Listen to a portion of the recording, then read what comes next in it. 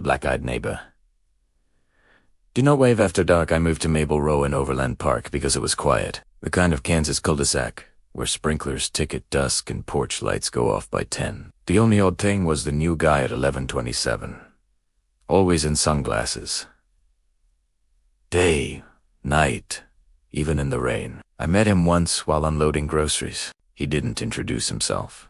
Just said, "You'll want blackout curtains," like it was a tip about the weather. His voice was flat, like someone reading a line for the first time. A week later, my 6-year-old said, "Mom, the sunglasses man stands in his yard after bedtime." I laughed it off until I took out the trash and saw him two-facing our house, hands at his sides, sunglasses reflecting our porch light. Not moving, not blinking. 3 nights after, a storm rolled in. Wind, thunder, power, blinking. I glanced through the kitchen window and there he was on his porch without the glasses. His eyes were whole night black, no whites, no pupils, like the storm had poured into him and stayed. I dropped the bowl I was holding. When I looked again, the porch was empty, but the screen door swung like someone had stepped through it. By morning, the house at 1127 was vacant mill. Pilled up a realtor lockbox on the handle. The listing went up. 10 Banise, no sold sign, no moving truck. Just gone like a page torn from the neighborhood. That should have been the end. But then the lights started. Every night at 2:07 a.m. Exactly. I checked the upstairs, flicked on, then off, then on again in this slow, patient rhythm, like a lighthouse searching. No one ever went in or out. Motion sensors didn't trip cops through head. Old wiring, they said. The electric company cut power. The lights kept flickering.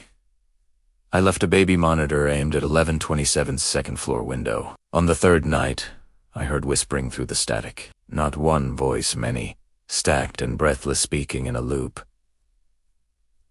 "Do you see us now?" The monitor's screen stayed snow. The whispering kept perfect time with the light. I made a mistake next. I waved. It felt silly waving at an empty house from my driveway at 2:07 a.m. But the upstairs light flashed 3 fast times like an answer. The front door opened. Slow Asayan. Something stepped into the frame. Not the neighbor taller, thinner, wearing his sunglasses like a borrowed mask. It tilted its head, and the lenses filled with my reflection. But there were too many of me in them, each a fraction of a second behind.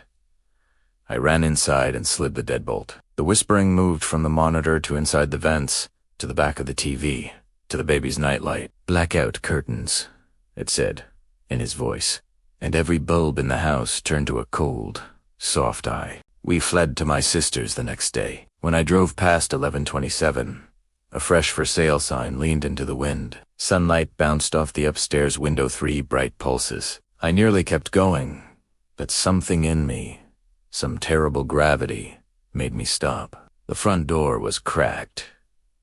On the floor of the dim foyer lay the neighbor's sunglasses. The lenses were cloudy, like they'd fogged from the inside. I picked them up, why?